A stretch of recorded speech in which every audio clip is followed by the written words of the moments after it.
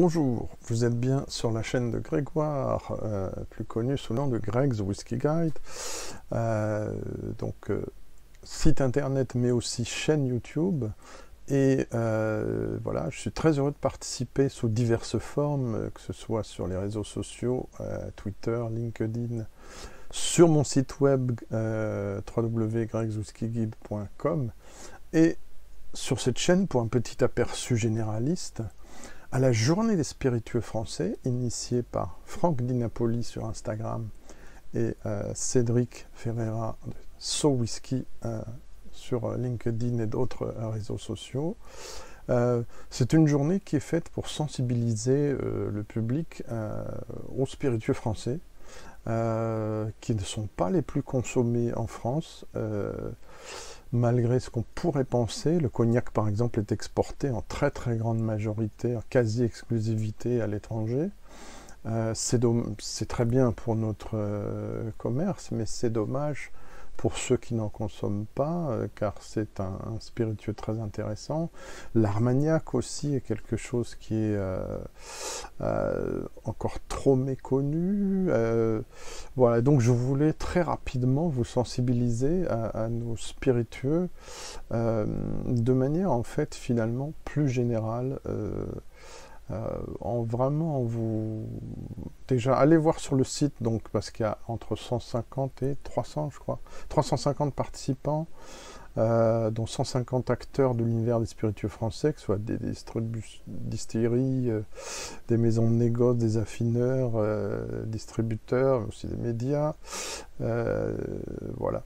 Et donc, il faut aller sur www.spiritueufrance.fr. De toute façon, il y aura un lien dans la description. Voilà, donc moi, je suis dégustateur de whisky depuis plus de 20 ans.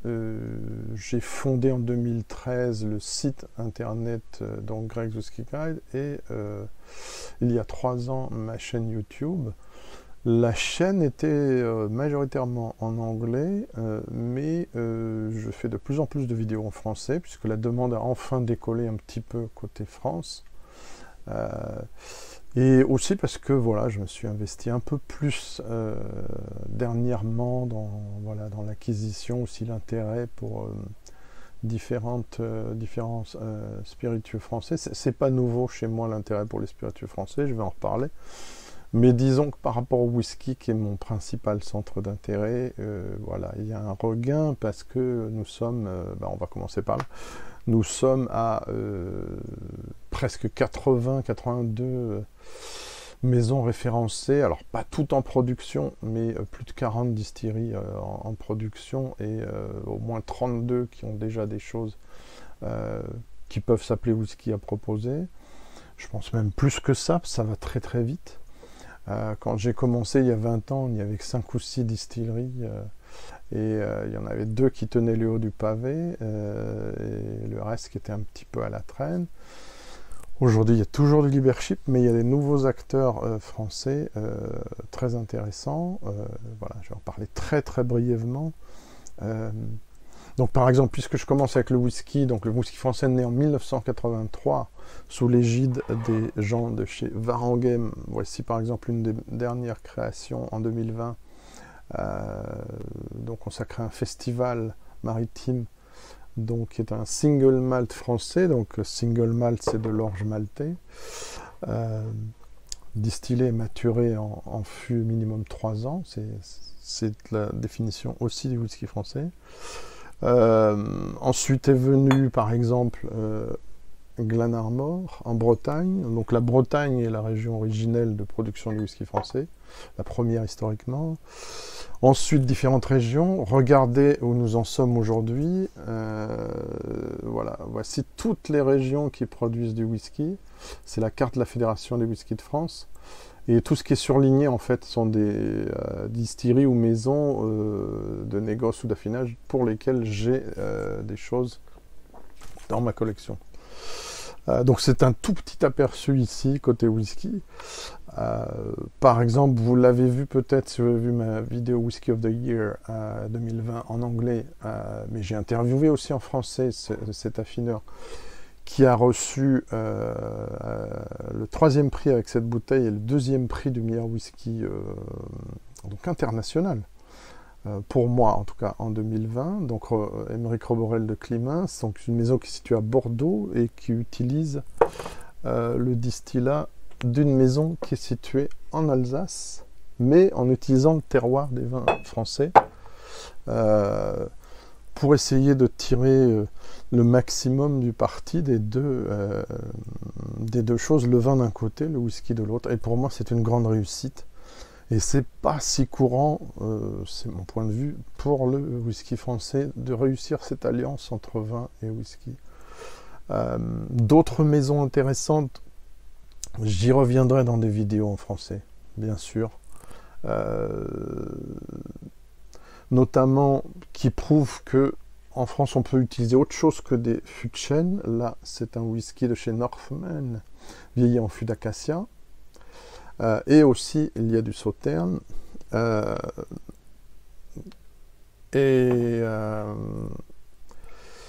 Donc, beaucoup de choses au niveau du whisky. Donc, je vais m'arrêter sur le whisky.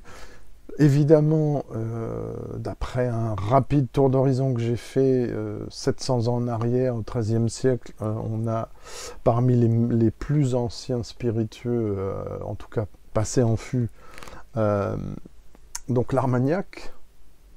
Là, on a une belle maison aussi familiale.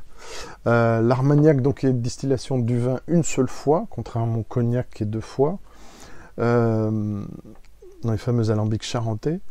Et voilà, ce qui est fabuleux en France, moi qui suis d'origine étrangère, même si c'est en partie européenne, je suis gréco-arménien, il n'y a pas dans ces pays, même s'il y a des spiritueux intéressants, il n'y a pas une quantité aussi astronomique de différents types de spiritueux.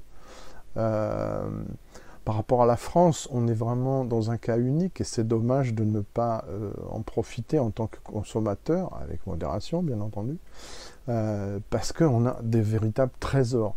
Moi, j'ai pas énormément de choses, même si la table est pleine, et j'ai pas tout mis, mais on a accès aujourd'hui à un nombre absolument extraordinaire de spiritueux pour toute occasion, et je vais en parler rapidement. Très vite sur l'Armagnac, on a quand même la chance d'avoir des maisons qui sont liées à la plus haute gastronomie française, comme Darroze. Aussi au niveau du cognac, donc c'est plutôt le XVe siècle. J'ai eu la chance de visiter la maison Valin-Tersigné, où là on a vraiment 5 générations de producteurs de cognac. Et en plus, c'est une femme qui dirige, donc ça peut être intéressant pour aussi montrer que ce n'est pas un monde exclusivement masculin. Contrairement à ce qu'on pourrait croire, de belles maisons.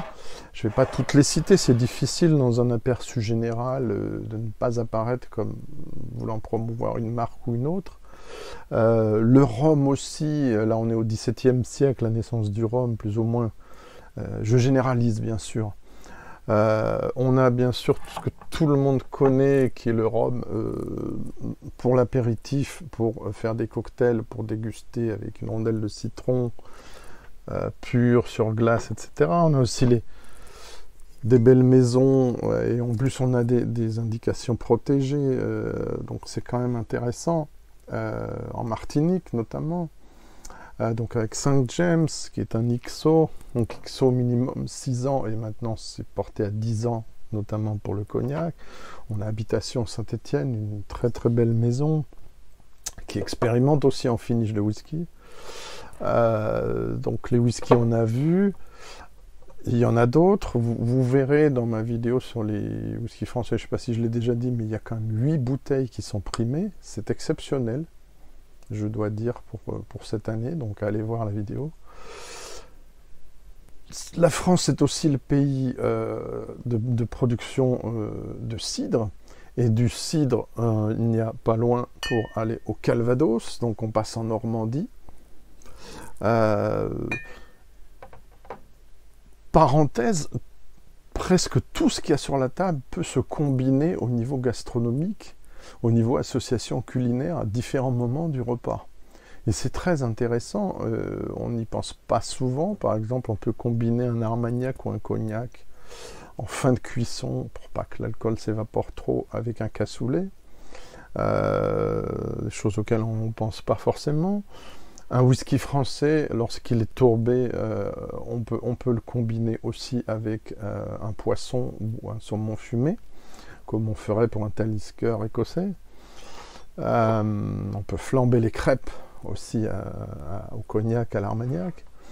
La France est aussi connue pour ses eaux de vie de fruits exceptionnelles. J'en ai deux sur la table de deux marques différentes. J'ai un Mar de Muscat et j'ai une Mirabelle. Donc les deux sont d'Alsace, mais nous avons de belles eaux de vie de fruits dans d'autres régions. La France fait du gin depuis quelques années, c'est assez récent. En voici un qui est de la maison Ferrand, et c'est très intéressant, je trouve, pour cette version-là. Toutes les épices et les plantes, je ne sais pas si on va arriver à une netteté, c'est pas sûr, sont indiquées sur l'étiquette, ce qui est assez rare, même pour les gins d'autres pays. Donc il faut souligner le côté artisanal voilà, du gin français. On a Gévin, on a plein de maisons maintenant qui font du gin, et avec vraiment une belle recherche. On a des liqueurs, bien sûr, aussi utilisées pour la pâtisserie ou pour accompagner ou faire des cocktails. Moi, un des spiritueux français qui m'a le plus marqué avant que j'arrive au whisky, pour comprendre la complexité d'un spiritueux, ça a été, dans mon histoire personnelle, la bénédictine, avec ses 27 plantes et épices, une recette qui remonte au XVIe siècle, qui a été recréée quelques siècles plus tard. Le noyau de Poissy, avec ce côté... c'est une vieille bouteille, un peu vintage. Là, on est dans une autre région. Aussi, là, si on va vers le centre et le sud-ouest, on a quelque chose, là, dans l'Aveyron, une liqueur de vieille noix, qui est assez extraordinaire, parce qu'elle titre 32 degrés. Et en plus, elle a été affinée en fût d'armagnac. Donc, regardez-moi cette couleur. On a une mandarine, qui est également d'Alsace, qui est très concentrée. Bien sûr, la France, et là, c'est un des plus grands succès au niveau populaire, à l'apéritif, je veux dire. Les anisés, donc le ricard, le pastis. En version digestive, ça devient l'absinthe, qui a été recréé en excluant les éléments de la tuyonne qui étaient dangereux pour l'organisme. Oui, Toulouse-Lautrec n'a pas eu droit à la version saine de l'absinthe. Voilà, donc voilà, vous voyez, je cite Toulouse-Lautrec, on a énormément de gens qui ont été, alors même si parfois, effectivement, il y a eu des excès, qui ont été liés dans l'univers culturel. Moi, je viens de la peinture, donc c'est pour ça que je cite Toulouse-Lautrec, mais au spiritueux. Donc voilà, c'est un univers extrêmement vaste. Sur la table, je n'ai même pas qu'une petite portion, mais quand même, c'est un peu représentatif de la production française, je peux dire. Donc voilà, allez voir tous les producteurs qui participent à cette opération.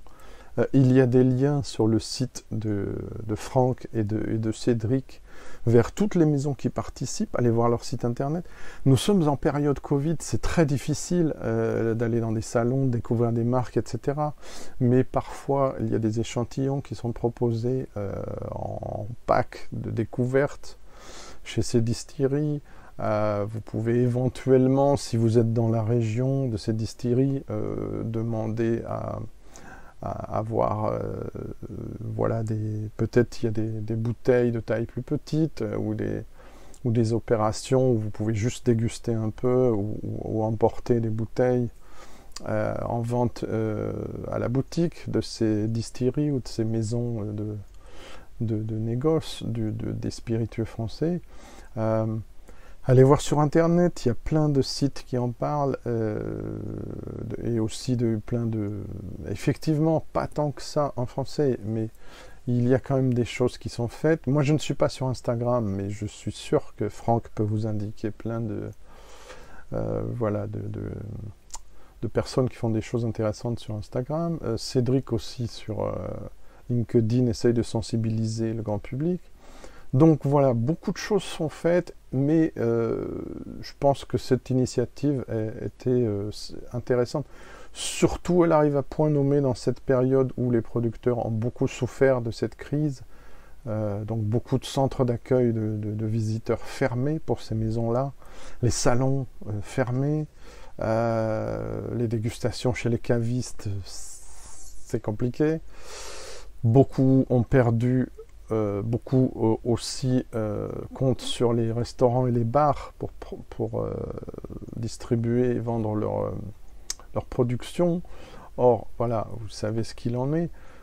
Beaucoup aussi, et je voudrais le souligner, on en a déjà parlé lors d'un direct sur ma chaîne avec Alexandre Vintier, beaucoup de ces producteurs ont fait un effort considérable lorsqu'il s'est agi de produire du gel hydroalcoolique pour les Français. Ce que beaucoup ne savent toujours pas, c'est que sans l'industrie de l'alcool français, l'alcool de consommation, on n'aurait peut-être pas pu en avoir autant pour le grand public de ces gels. Donc il est normal que l'État et les différents acteurs et investisseurs puissent faire un retour et montrer aussi leur solidarité avec tous ces producteurs, il me semble. Donc voilà, si vous ne connaissez pas, il y a des livres, que ce soit Alexandre Vintier ou d'autres écrivains, et il y a beaucoup de choses disponibles sur les spiritueux français. Allez voir, essayez, goûtez des choses. Il y a parfois des opérations intéressantes commerciales qui vous permettent d'avoir accès à des choses qui sont peut-être plus chères d'habitude. Essayez, gardez l'esprit ouvert sur les choses qui sont, comme je vous le disais, de consommation, de rythmes de consommation différents. Le whisky, vous pouvez aussi le boire sur glace, bien sûr, tant qu'on ne parle pas de choses très âgées, extrêmement fines, etc. C'est pas un crime non plus de boire son whisky sur glace. Évidemment pas pour l'évaluer, mais pour consommation comme ça, pour convivial, on va dire. Le rhum, évidemment aussi. Mais la bénédictine sur glace en cocktail, c'est fabuleux. Qu'est-ce que je peux dire d'autre? Les cocktails aussi. On redécouvre que le cognac peut se consommer en cocktail. C'est un monde très riche, très vaste. Explorez-le. Et voilà, je suis content de faire partie de cette initiative. Allez voir le site internet, donc www.spiritueux-france.fr. Je mettrai un lien dans la description. Et bonne dégustation à venir. Et excellente journée des spiritueux français. Au revoir, à bientôt.